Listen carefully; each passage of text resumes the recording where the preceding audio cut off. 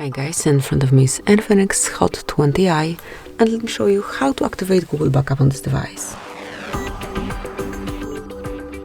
So first of all, open the settings, then find and select System, and click on Backup to Google Drive. So once you want to activate this feature, at first make sure that you are connected to Wi-Fi, and then click on Add Account.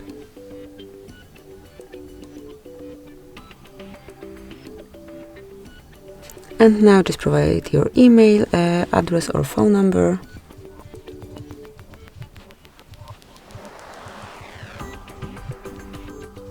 And tap on Next. Now provide the password, so let me do it off the screen. And as soon as the password is entered, just tap on Next.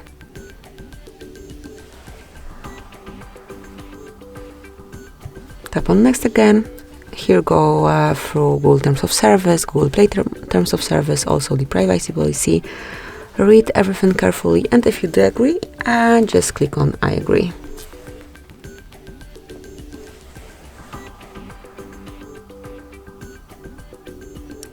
And that's it, just tap on turn on and your backup will be active. So that's it, that will be all. Thank you for watching. Please subscribe our channel and leave the thumbs up.